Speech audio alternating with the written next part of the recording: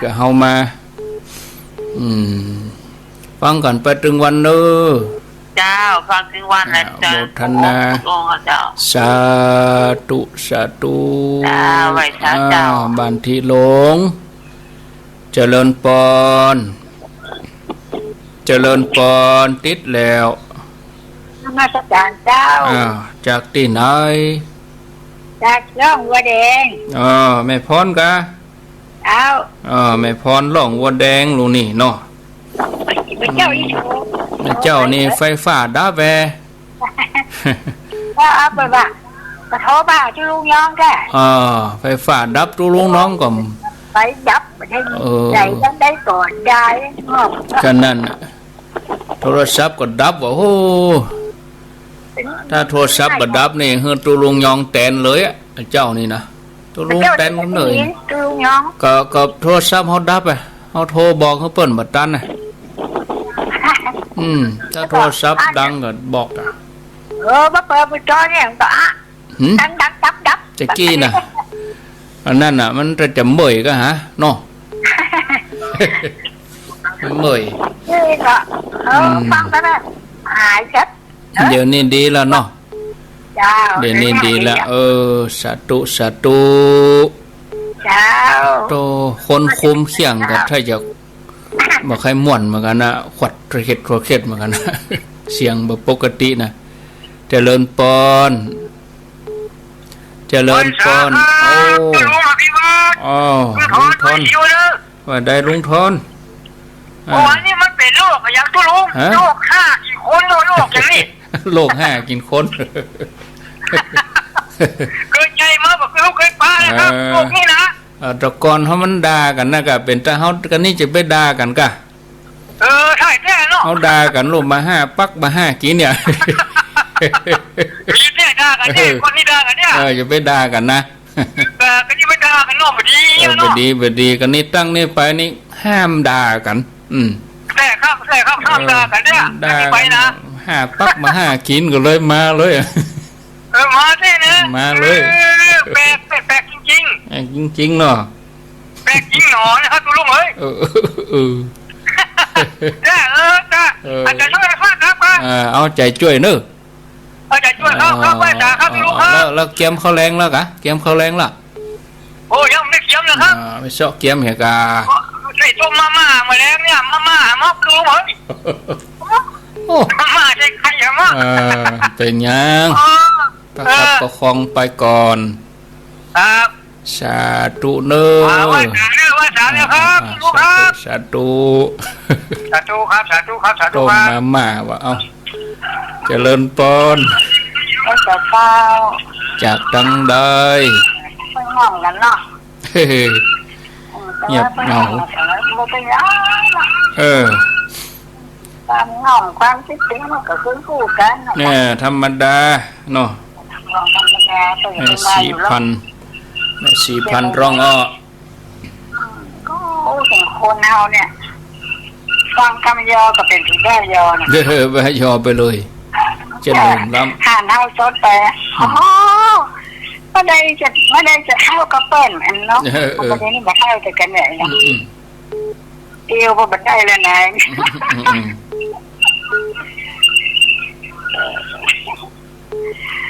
ยาแท้ยอว่าโอ้จนพ่อบัดน่าเชื่อเลยลงกำยอมันล้ำไปกับบะม่วนได้ยอล้ำไปก็แอร์อย่างนั่นน่ะมันเนี่ยธรรมดาซึ่งเข้าก็เป็นแท้ก็ว่าใครว่ากันเนี่ยนะคือที่เฮาบ่ได้เฮานี่คือแบบเฮาบ่เครียดการวางตัวแล้วก็มีมารยาทอย่างกันเนาะนั่นน่ะบ่เครียดบ่ยังกับสุรายาเมาอบายมุขบ่เกี่ยวข้องน่ะเฮาบ่อู้ไปเลยล่ะดีโมทนาเด้อแม่สีพันธุ์แต่ว่านั่นไปไหนเจ้าแต่ว่าเวียนเจียงไฮ้อ่ะแต่ว่าไปเวียนปะเป่าเป็นอู้โอ้โหเป็นดำฟังละเอียดนี่หมูเรื่องนะเป็นดำหัวแม่คนตนเดียวเลยเนาะแต่ว่านี่ยาว น้อยอ่ะฟังจนจบเนาะแต่ว่าเนาะก็เป็นจบก็ได้ฟังทั้งวันแต่เมื่อเช้าบ่ค่อยได้ฟังนะเพราะว่ากินกินอาหารเสริมเขาตีสองตีสามมันจะรับดีโอ้ดีแล้วรับดีนี่เป็นยังฟังแมลงเอาเนาะคือ3 ทุ่มรับอ่ะแล้วก็ตื่นตี 2อ่ะน้ำก็ต้องรับต่อเป็นยังโมทนาไม่ได้เจ้าไม่ได้ฟังคือฟังแต่ไม่ได้ฟังไม่ได้จบอ่ะแล้วโอ้ซ้ำดีกะเขานอนไปก็นวดรับไปอีนะฟังไปโดยรับไปนะคนเดียวเนาะคนเดียวคือเขาจะตื่นกี่โมงมันก็สบายเนี่ยนะตี 5ตื่นแล้ว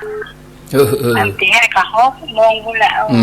แต่ใครไปเจ้าอย่างไรเป็นยังฟังแมลงเอาเนาะฟังมันเลยตอนกลางวันไม่ได้ไปไหนโมทนาเนอะบ้านก็ไม่ได้ลูกเสร็จเป็นยังอ่ะสาธุเรียบร้อยดีมีสุขสาธุอ้าวโมทนาเจริญปอนไอ้สาเจ้าทั้งพระองค์เจ้าเกตกะลามเจ้ามาจะได้แม่จันติบ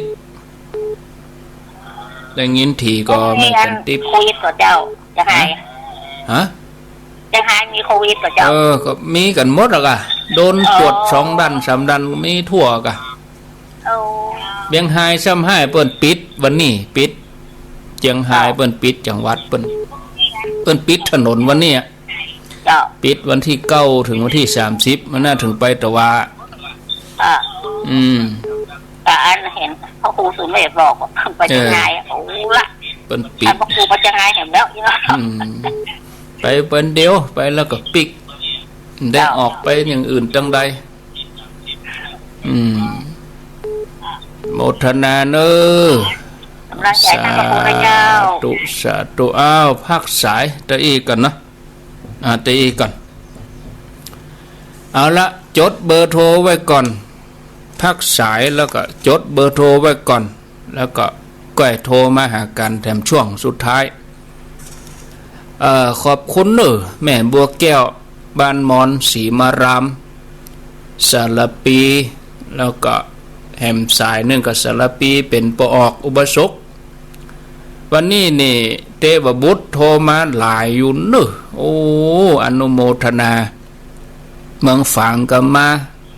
แม่อายก็มาแต่แม่แจมดักไปเงียบไปก็เดียวถ้ำตันช่วงแรกก็เอาไว้ช่วงที่2บ้านที่หลวงร่องวัวแดงแม่พรลุงทอนสันกำแพงแม่สีพันร่องอ้อแล้วก็สุดท้ายนี้เป็นเกตกะลามแม่จันติบต่อไปอาตมาภาพจะอ่านชื่อเนอะขออนุญาตเวลาอ่านชื่อท่านที่เปิ่นร่วมบุญแล้วก็ขออนุญาตสถานีที่เปิ่นรับสัญญาณตัวเพราะว่าประเด็นนี้เอาก็อ่านที่96แต่ก็สัญญาณก็ออกเชื่อมไปหลายคลื่นก็เกรงใจเปิ่นอยู่แต่ขออนุญาตให้กรรมเนาะรายชื่อที่จะอ่านนี่ก็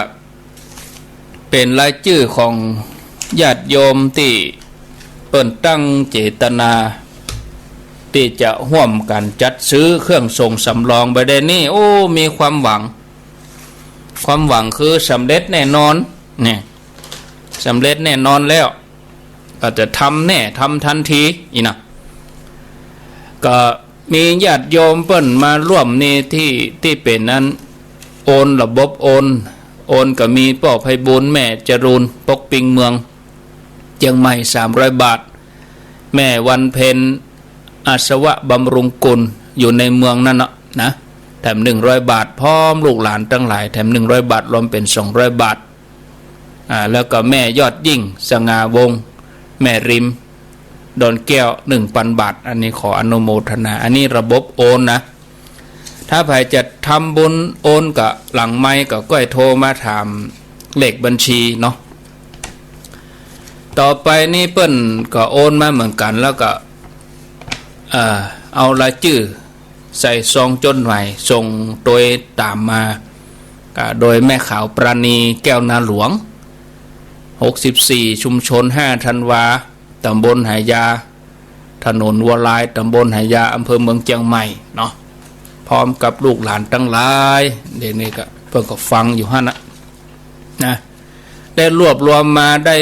10,000กับ500 บาทก็จะขออนุญาตได้อ่านรายชื่อลูกเต้าล้านเลนญาติพี่น้องที่เปิ่นได้ร่วมกันก็มีแม่ขาวปราณีแก้วนาหลวงนี่เปิ่นเป็นต้นเป็นประธาน 5,000 บาทแม่ขาวพรพันธ์ผูกจิต 1,000 บาทนางสาวเปรมจิตอุณาภาค100 บาทป่ออเนกแก้วนาหลวง500 บาทป่อทรงฤทธิ์แม่ฉลองแก้วนาหลวง100 บาทแม่จันสวยแก้วนาหลวง500 บาทนางสาวนฤมลแก้วนาหลวง100 บาทนางสาวกัลยาแก้วนาหลวง100 บาทนายจตุรงค์แก้วนาหลวง100 บาทนางสาวกิ่งการแก้วนาหลวง100 บาทนางสาวนริศราแดงมั่นคง100 บาทป่อวิเชียนสมนา100 บาทแม่สุพิมพ์สมนา100 บาทนายเกริกเดชวงคำปัน100 บาทนางสาวพัชรินคันธเริศ100 บาทนายพีระพงษ์ธีระพงษ์ใจปวง100 บาทคุณยายอรุณหนุนนาค100 บาทนางสาวจันทราติบยศ100 บาทแม่จันทราเจ๊กคำ100 บาทแม่อิ๋วแม่แอวขออภัยแม่แอวเจ๊กคำ100 บาทเด็กหญิงดลพรแก้วนาหลวง100 บาทเด็กชายธนพลแก้วนาหลวง100 บาทเด็กหญิงพิชยาศรีจันตา100 บาทละอ่อนกว่าตานู่นนี่อนุโมทนาเนอะนายวันชัยผูกจิต50 บาทแม่สมพิษอยู่สถิต50 บาทป่อสมศักดิ์มังแก้ว50 บาทแม่บุญปุกผูกจิต50 บาทแม่บัวผินผูกจิต50 บาทเด็กชายวชิรวิทย์รัตนพิมพ์50 บาทเด็กหญิงนิชกมลรัตนพิมพ์50 บาทนางสาวสุปราณีตินละไม50 บาทนายสันติรัตนพิมพ์50 บาทนายพิสิทธิ์ศรีสุข100 บาทนายกู้เกียรติกลิ่นหอม100 บาทแม่เน่งน้อยสมนา100 บาทแม่เทียมจันทร์ศรีสุข100 บาทนายฉลองปันตา100 บาทนางกิ่งก้อยคำจันทร์100 บาทนายวีรชาติคำจันทร์100 บาทนางพันงามสมนา100 บาทนางสาวกนกวันแก้วนาหลวง50 บาทนายสรายุทธแก้วนาหลวง100 บาทนางบุญศรีติดพิง200 บาทแล้วก็มีแถม2 ท่าน2 ท่านนี้ก็คือนายสุธีสายมาธิ100 บาทเด็กชายเกียรติคุณสายมาธิแถม100 บาทอันนี้รวมกันตะกี้ 10,000 กับ500รวมตีมาเมื่อโลนี้แถม200ก็เป็น 17,000 บาทอนุโมทนาสาธุอันนี้เขาท่าดีรวมกับมีประธานเนี่ยคนเนี่ยง่ายเป็นสายเนาะรวมแล้วก็เขียนชื่อมาส่งจดหมายมาเขาท่าดีอ่านได้สบายแล้วก็เอาเก็บไว้นี่ตัวสะดวกยันได้ก็แล้วแต่ญาติโยมเขาเนาะเอาปอนเนอะสัพพิติโยวิวัชชันตุสัพพะโลโกวินัสสันตุมาเตภวัตวันตรายโยสุขีทีคายุโกภวะอภิวาทานะสีลิสะนิจังวุธาปจายโนจัตตาโลธรรมาวทันติอายุวันโนสุขังปะลังเอาแล้วได้หับปอนได้ฟังชื่อเขาก็อนุโมทนาด้วยกันสำหรับ ญาติโยมชื่อเก่านั่นก็อ่านเก่าก็เก่าไปเนาะอันใหม่มาก็อ่านใหม่ไปเรื่อยๆแล้วก็ปัจจัยถ้ามีเพียงพอประเด็นนี้สั่งเครื่องทรงไปละเครื่องทรงนี่สั่งประกอบแล้วก็จะต้องได้ทำเรื่องขออนุญาตเปิ้นไม่ใช่ว่าเฮาไปซื้อเหมือนเฮาซื้อครัวนะจี้เอาจะเอาอันนี้จะเหมือนเฮาไปซื้อตู้เย็นทีวีบ่ใช่เหมือนเฮาไปซื้อเครื่องเสียงอย่างอื่นนะนี่เป็นเครื่องทรงวิทยุนี่ต้องขออนุญาตกสทช.คือคณะกรรมการกิจการโทรคมนาคมกิจการกระจายเสียงเนี่ยกิจการเสียงกระจายเสียงโทรคมนาคมแห่งชาติหรือว่ากสทช.ก็ใช้เวลาประมาณเดือนปลายขออนุญาตเปิ้นเดี๋ยวนี้ก็อยู่ขั้นตอนการทำเอกสารแต่เครื่องทรงสั่งไปละนะก็ตั้งใจไว้ก็จะทำเมื่อสำเร็จไปเขาบางทีว่าจะเอาตึกเดือนเมษาเปิ่นประกาศภาวะนี้มาก็ปนคงจะได้ยืดกันไปก็ประมาณสิงหาที่เขาจะเดือนนี้เขาก็รวมไปเรื่อยๆแต่เขาจะไปสุดท้ายกันเดือนสิงหาพุ่นเนาะอันนี้ก็แจ้งศรัทธาญาติโยมเพราะว่าต้องขอกราบขอบพระคุณท่านอาจารย์พระมหาวิษณุจารุธรรมโมวัดเจ็ดลินท่านก็ได้สำรองปัจจัยมาฮื้อก่อนที่จะเอาไปจัดการบริหารฮื้อแล้วไปเลยท่านพระมหาว่าอย่างนี้เดี๋ยวนี้อาตมาก็จะได้สนองงานฮื้อแล้วไปเลยนั่นนะคือเครื่องทรงก็อย่างฮื้อมันดีไปเลยแล้วอันตัวเก่านี่ก็จะต้องไปแปลงต้องไปซ่อมนะครับเดี๋ยวนี้มันจะลุไปละอย่างที่ว่านะมันก็เป็นเก่าไปมันก็จะลุไปแต่ถ้ามันลุเขามีเครื่องสำรองกับดักเหมือนกันนะแต่ถ้าเขามีเครื่องสำรองนี่เขาอุ่นใจถ้านั้นลุเขาก็เอาเครื่องสำรองเอาใส่ถึงมี2 อันเขาก็เอาออกคนละ6 เดือนหรือว่าเอาออกคนปีเอาออกคนละ6 เดือนน่ะดีเครื่องหนึ่งเอาออก6 เดือนแถมเครื่องก็เอาออกแถม6 เดือนเนี่ยมันก็จะเบาไปเนาะแต่นี่เครื่องเดียว24 ชั่วโมงญาติโยมทั้งหลายคนฮ้อนยังลบเข้าห่มเนาะฮ้อนยังโซ่อาบน้ำเอายังได้พักได้นอนได้หลับแต่นี่ยังญาติโยมเขาฟัง24 ชั่วโมงเปิดตลอดเนี่ยนะอันนี้ก็อาจจะทำเครื่องทรงนี่ก็จะมาก่อนสิงหาก็จะติดตั้งระบบอย่างแล้วโมดก่อนสิงหาถึงสิงหาปุ๊บเอาก็อันนั้นเขาจะได้รวบรวมกันแล้วเนอะรวบรวมกันก็จะได้คืนให้ท่านมหาวิษณุเพราะว่าเดี๋ยวนี้อ้วง่ายคือท่านมหาเปิ้นให้ยืมเปิ้นให้เฮายืมเฮาเองก็ต้องรับผิดชอบอาตมาภาพพระครูอภิวัฒนวิงกรมนี่ต้องรับผิดชอบคืนให้ท่านมหาเปิ้นอาตมาก็ตั้งใจ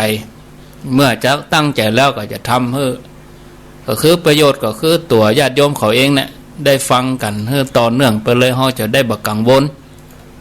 แต่ว่าวันซืนนี่ถามช่างว่าตึงห่วงตึงสายห่วงนี่คือตัวที่เปิ่นใจแปลงสัญญาณเพราะเครื่องทรงนี่เป็นเครื่องที่กำเนิดขึ้นความถี่เป็นกระแสไฟฟ้ากระแสไฟฟ้าส่งเข้าเครื่องก็ส่งสายอากาศแปรเป็นคลื่นออกญาติโยมเขามีวิทยุนี่เป็นภาคฮับ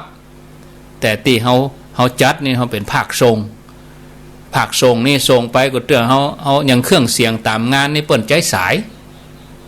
เสียบลำโพงอย่างเครื่องเสียงตามสาย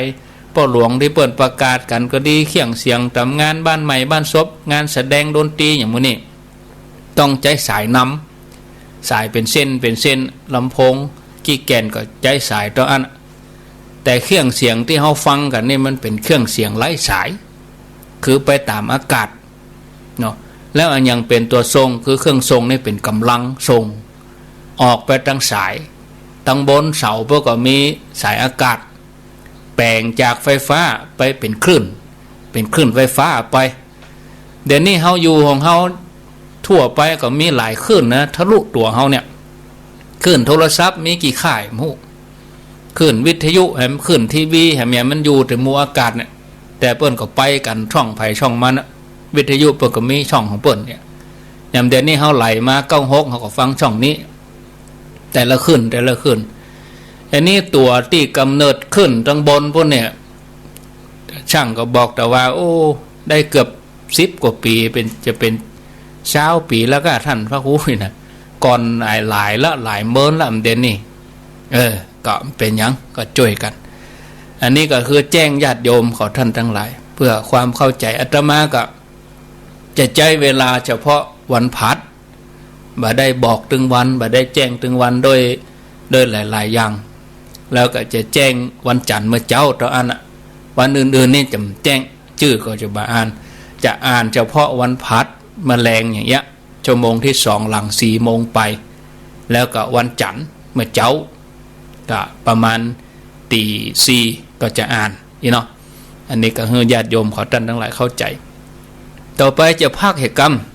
พักฉันน้ำพักฉันน้ำสักกำก่อนฟังไรนี้ไปไหนจะนึกกำเดียวก้อยปีกมาปะกันพักเหตุกรรมก่อนเนาะเจริญปอ